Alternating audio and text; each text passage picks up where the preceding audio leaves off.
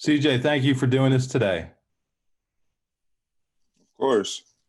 Hey, it looks like you got a new look going there. What's kind of up with you got rid of the all of the hair and stuff. What's going on? Yeah. Baldy now. Just time to switch it up. Hey, in all seriousness, do you mind talking about the speech you gave at the municipal building back in June? Yeah, no problem. Do you have any specific questions about it? Yeah. I was wondering kind of, what prompted you to do that, and what did that kind of mean to you to be able to open up to people like that? You've always been open on social media, but there's a difference between talking on social media and standing up in front of a crowd like that. Yeah, I'd actually say that that's probably why I did it mostly was that, I would feel remiss if I would talk all this on social media and all these different, posts and all these different reactions to the things happening. And then in real life, whenever I have the opportunity to, use my platform and talk to people, face to face and not actually say something. So, just at that march, it was a very emotional march. The timing of it was kind of whenever everything started happening again this year. With George Floyd and Breonna Taylor, and the march was done so well by the coalition, 320 coalition up at Penn State, and there was just so many good speakers, and the camaraderie and just how powerful it was there. By the point that I came up and spoke, it was near the end of the march. So we were about 2.5, 3 hours in. So by that point, I just felt like a perspective of a Black man was needed. So that's why I spoke up. What sort of reaction did you get there and also after it? Because obviously, I think you're in State College. It's not the most diverse place in the world, but it seemed like the reaction was pretty good from everybody. Yeah. I mean, overall, really good reactions. Good reactions from the people there. Obviously, afterwards, once it got posted on social media and on different outlets, it was overall pretty positive. Obviously, there was going to be some people just taking things out of context, cherry picking statements, or trying to twist it to make it fit into their narrative, whatever. But you can't be worried about that kind of thing. You kind of just got to say what you got to say, and if people can't understand what you're saying, then that's on them. And Paul, do you mind if I just keep asking questions until people come in? Yeah, go ahead. Okay, and your teammates really and coaches. I mean, what was their reaction? I kind of know what it is, but I'd like to hear from you what it meant to you to see how they all reacted. It was huge, just to get that amount of support from the people closest to you. On the football front, how were things going in preseason practice? Great. We're excited to get back to football. Everyone's really taking it seriously. You can see how much effort and commitment the team has put in, since quarantine started. We'll go to Gianna. Yes. Hi, CJ. Just a quick question. I'm just curious, what was, and if you had any reactions to everything going on with Pat this season recently, obviously in specific. Can you elaborate on what exactly you mean? Yeah, just like, when everything coming out about reports of him, leaving and then him making an announcement about staying, like, did you kind of have any, feeling about that? Like, what's going on? Why is this happening? Yeah, well, I mean, he never opted out or said he was leaving by any means. So, I mean, we all knew. I'd seen him at practice every day. So it kind of wasn't, I was more surprised whenever I heard reports of him leaving. I was confused. I was like, oh, who said that? Mm-hmm. We'll go to Ben Free. Hi CJ, how are you doing today? Good, how are you? Good. Obviously you've been very vocally active in Black Lives Matter and everything going on social injustice. So like, what's it kind of like to have a coach like James Franklin, who is supporting you guys and letting you guys speak out for like what you guys believe in and everything? It's definitely huge, just from a morality aspect. We're all very appreciative of how Coach Franklin has reacted during these times, and how he understands that because we're more than just football players, that we have to use we would all be downtrodden if we didn't use our platforms to speak about these kind of things, especially during the time that we have right now. We'll go back to Mark Brennan. CJ, I read where your dad seemed like he wasn't completely comfortable with you playing. I mean, was that accurately portrayed, and what have those discussions been like? If you don't mind sharing, if you do, it's okay. Oh no, I've definitely been in close communication with my dad, and he's always one to just want to look at the big picture and look at everything. So once he understood kind of the protocols that we have in place around here, which I think is kind of just the biggest part of just like realizing that like we're doing everything that's necessary, and that the Big Ten and Penn State specifically is really putting in the time to keep us all safe. Once we had those kind of communications, then it was understood. But I definitely think that it was taken a little bit out of context. Like it was more so from I just want to make sure that he's safe. We'll stick with Mark. What has it been like working with Coach Trout? What can you tell us about him? Because we've had a little bit of chance to talk to him, but not much. Oh man, great coach, love him. He's really man who's about his craft. He knows what he's talking about. The tools and tips that he's able to give us. His connections, his experience, he's able to pass down on us is immeasurable. We'll go to Ben Freed. Just to go off that, CJ, just kind of how him being, having his college career like it was, just kind of how has that brought you a unique perspective to him being a coach, and give like a little more validity in like his tips and that sort of thing. Oh yeah, he definitely he's able to relate with us more, especially him being a little bit on the younger side. He's not that far removed from where we're at, and he understands where we're at. So he's able to really like put himself in our shoes to be able to teach us, the things that he sees us messing up. He's very understanding of them. Now, that's not to say that he is, soft by any means, but it's more so, all right, I understand that you messed up because of a bigger reason, not that you messed up just to say, I don't like the way that you're teaching it. So it's definitely really good, just having that both sides of it. Go to Audrey Snyder. Hey CJ, how you doing? Good, how are you? I'm good, thanks. I've been asking all your teammates this, totally different probably than what you've been asked already, but the NCAA is allowing social messaging on jerseys this year. I know the Leadership Council is going to talk about it. Coach Franklin told us at least. If you could put one individual message on your jersey, what would you want that to be for this season, and why? Yeah, we're definitely coming out with something for us all to work together as one unified message. I definitely think that that'll be the biggest thing, is just having a unified message throughout the whole team. And if I may follow that up, we've seen you guys really active with videos in terms of encouraging people to vote. We didn't see that 4 years ago from Penn State. I didn't see it 8 years ago when I was covering the team either.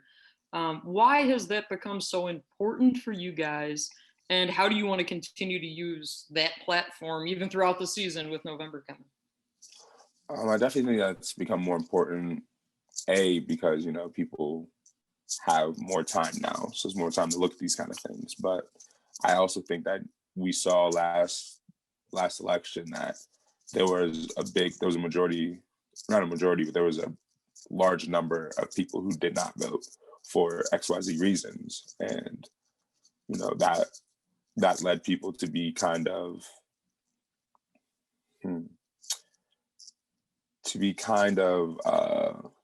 look at the voting process in a way that made it seem as though people weren't getting what they really wanted. So people were not as happy with it. But you can't really have a problem with something if you're not doing everything you can to try to fix it.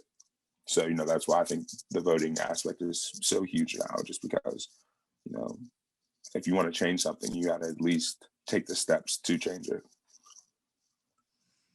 We'll go to Justin Hawkensmith. Hey, CJ. I'm just curious. I think a lot of Penn State fans have watched this offensive line group kind of get better a little bit at a time. It seems like there's a group together now. And what do you think about this group's ability to kind of take that progress and make a big leap and kind of get into that dominant category? What makes this year's team, the group to do that? I definitely think that everyone is really taking a personal stance to be the best that they can be this year. And I definitely think that Coach Trout is helping a lot with that, just in, getting us all on one accord, having us all do the same technique and really emphasizing, the dominance that we're supposed to have. We're coming at people this year, and that's how our scheme is set up to be. That's how our blocking techniques are set up to be, and that's how everyone's mentality is. We'll go back to Mark Brennan. CJ, what position or positions are you working at? It sounds as if the coaches are kind of experimenting a little bit with different guys in different places. Yeah, everyone's got to be ready to play wherever. We have so many good guys on the offensive line right now that, everyone needs to be able to play in pretty much any position. Obviously, I'm focusing on guard and the interior, so that'd be guard and center. But I'm getting my work over the entire line. Is there one side or the other that you've been on more, left or right or center, or I assume it'd be left or right guard? Yeah.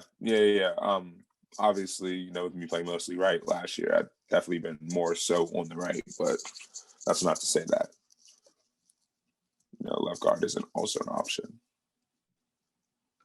We'll go back to Audrey Snyder. CJ, we'll hear from Adisa Isaac and Jason Owe later this afternoon.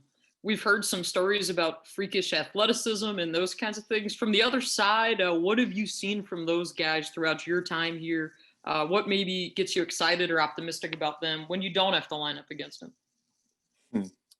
No, I'd definitely say that our defensive line is something special. Just the mentality that they have over there and the way that they come to practice every single day is honestly, it keeps us on our P's and Q's, and it makes sure that we're always ready to go. So definitely, just like you said, freakish athleticism. Like, we got some athletes over there, some straight dogs. We'll go back to Mark Brennan. CJ, can you tell us about Coach Trout and how he's able to coach technique and those type of things, and how important it is to be back on the field for him to get that across to you? Because I'm sure it's different learning on Zoom as it is, as opposed to him being able to be there physically with you doing it. Yeah, it's definitely different. We were lucky enough to have a couple of practices in the spring where we got some technique from him, but definitely being back now helps a lot, just with him being able to see and coach up the little techniques, and him being able to see all of our steps and show us the process of where our mistakes are coming from. Ben Free.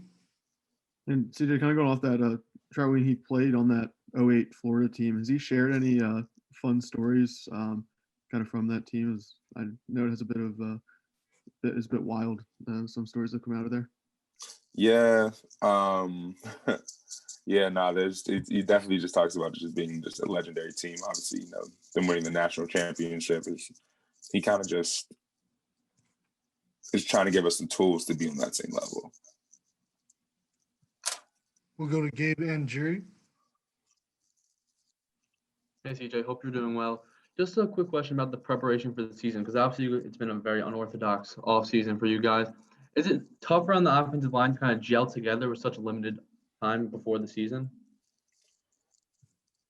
I'd say probably in most cases it would be, but we are luckily enough to be in a situation that, all of our offensive line, the first 1 and 2 deep, have been around each other for at least a year. So, whenever we came back, it was immediately back to where we were at, and everyone really just gelled together pretty well. And obviously, it's another shout out to Coach Trout, because he really makes sure that he mixes not only the teaching aspect of it, but with the family, the bonding. We'll go back to Mark Brennan. CJ, are there some young defensive linemen that you can tell us about that maybe we haven't seen? I know we're talking to you like a crusty old veteran now, but can you tell us about some of the young guys that we haven't looked at yet? Yeah, the freshman 99. We saw him in pads the first day. I'm not gonna lie to you guys. I'm not even sure of his name. That's just how it's been with these Zoom meetings. But number 99 on the defensive line. He's gonna be a dog. Yeah, Izzard, that guy. He's gonna be a dog. Why so? Why do you say that? He seems pretty powerful. Again, we just put on pads for the first time, so it's still a little bit to be seen. But what I've seen, he seems really good in the pass rush. Obviously, there's to see what he's going to do with the run blocking, what he's going to do whenever he gets on the actual field. But so far, he's definitely shown a little bit to me. Ben Free. What's it like, lining up next to someone like Michael Mennett, and what do you think's like the best lesson he's taught you throughout your time here? He's definitely a guy who is super focused on the details. So that's something I would say about him, just knowing the offensive scheme. And, as a center, you have to be the second smartest person on the field behind the quarterback. And it's almost smarter than him, because, not only do you have to read the defense, but you got to figure out what the dude 2 inches away from your face is going to do. So definitely just seeing him, knowing the details, being super locked into the scheme of our offense and how things are supposed to go. We'll go to Parth. What's going on, CJ? Appreciate the time this morning. Yeah. Obviously, you and Journey Brown kind of came into Penn State at the same time, so you've seen his maturation both on and off the field. What do you think it's taken for him to overcome all the adversity that he's had to overcome to kind of get to the point where we saw him last season looking like one of the best running backs in the country? I think I'm just stepping into that fact.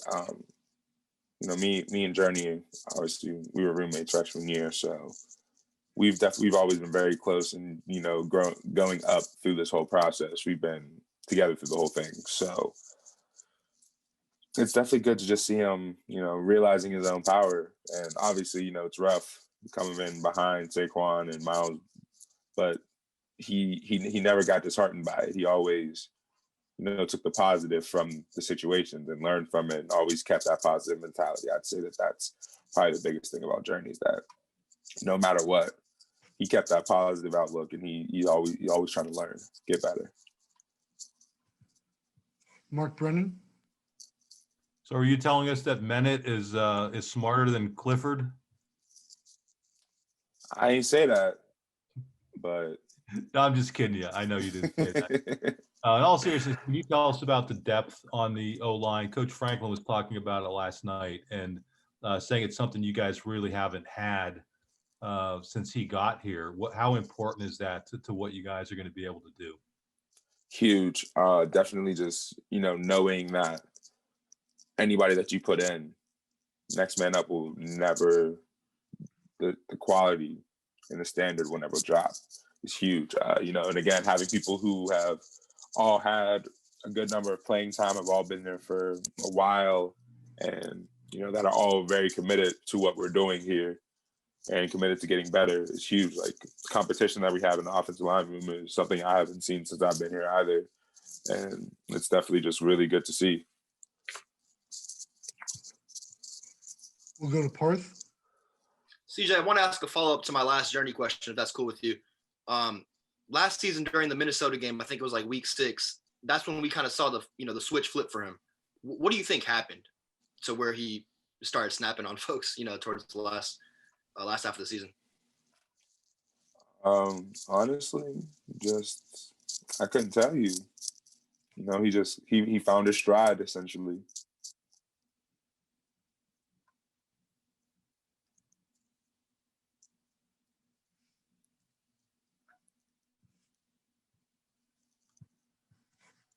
Mark Brennan. I'll ask one more, CJ. What are your after football? What would you like to do? True. Definitely. I still think I'm trying to go into law, as of right now, but I'm also thinking about government. How come?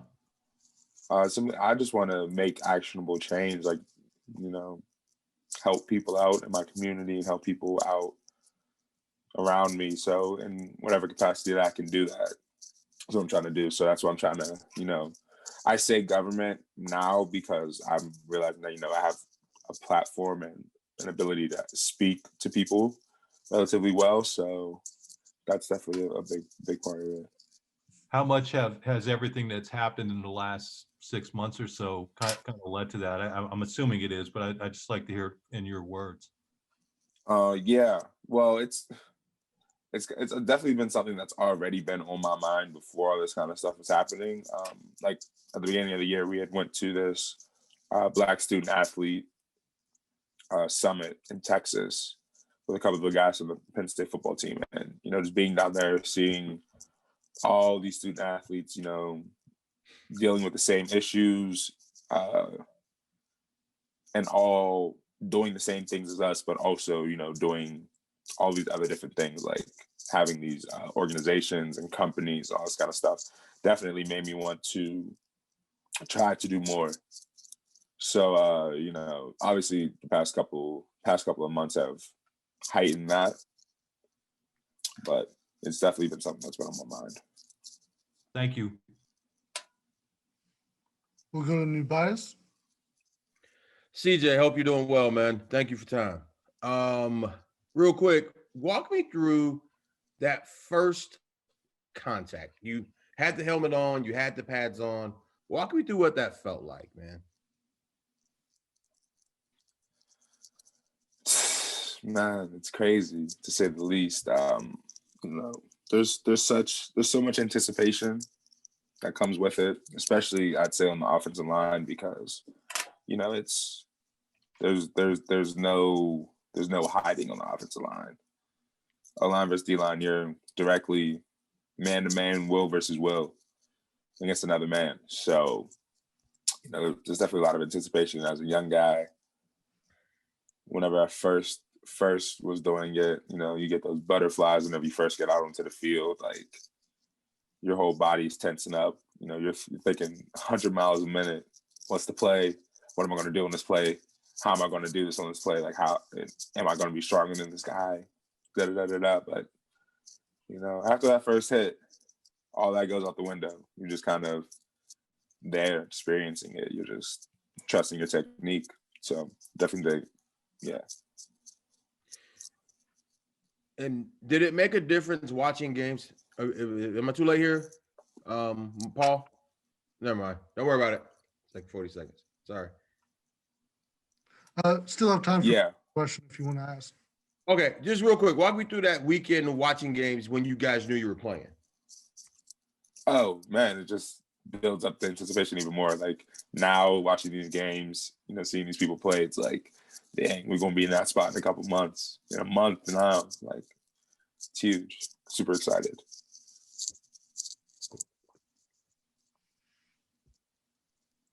Anything else for CJ?